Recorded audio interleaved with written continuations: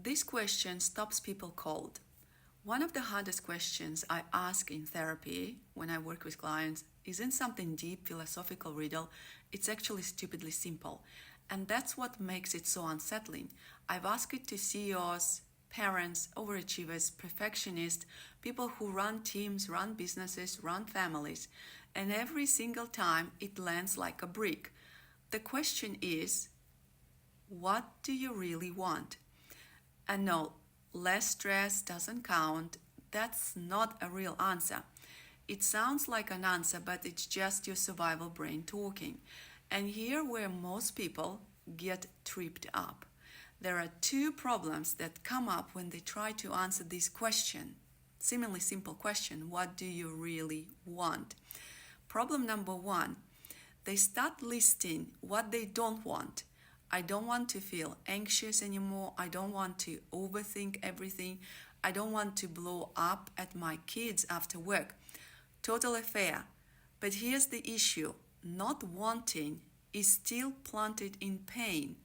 Not wanting is not the same as wanting something. I don't want anxiety. And guess what the mind hears? It hears anxiety. And guess what the mind focuses on? Anxiety. It keeps you spinning in survival mode. It doesn't take you forward, it just helps you duck. Problem number two with the answering this question.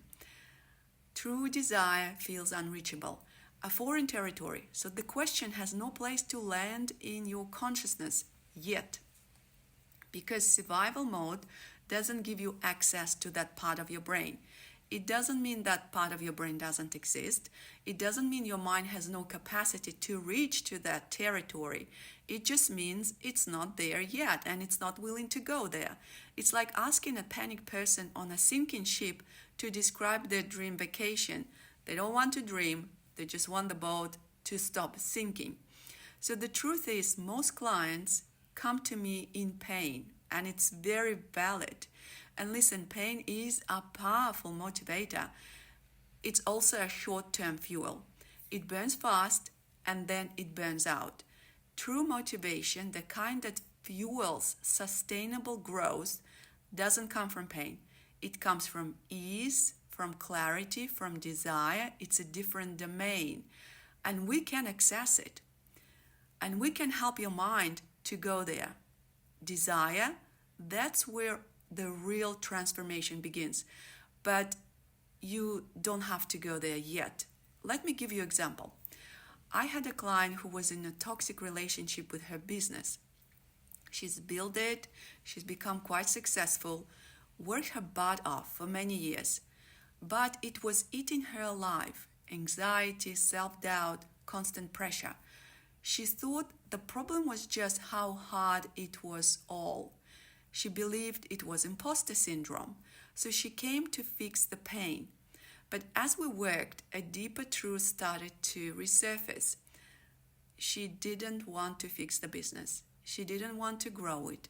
She didn't want it at all.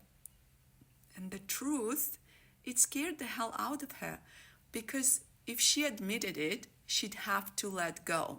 And letting go of something you've poured yourself into, even if it's not right for you, is absolutely terrifying. But here's the magic part. A year later, she reached out. She'd become a fitness instructor. She was thriving, happy, energized.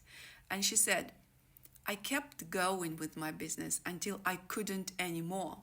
And then I didn't. And that's the power of internal processing.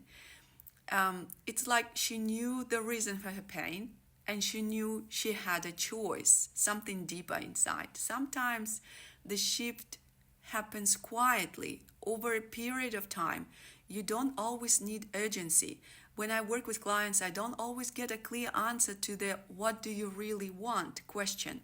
And it's totally okay, because I know that real motivation has two engines, pain and desire.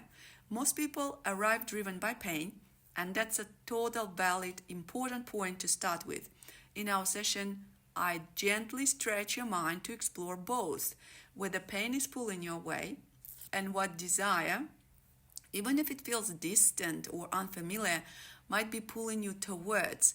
We're not looking for instant clarity, we're just making space. Because when the mind has room to expand, it can stretch into unknown territory, and surprisingly, it can hold still there, even if it's unfamiliar. That's where change begins, in the in-between space, where pain meets possibility. You need truth and space and time to let the desire land. So if you're stuck in that loop, fixing problems but never really moving forward, maybe it's time to sit with this question. What do you actually want? And don't take surface answers. Not what you should want, not what you are supposed to want, not what you don't want, but what your soul is quietly whispering beneath the noise.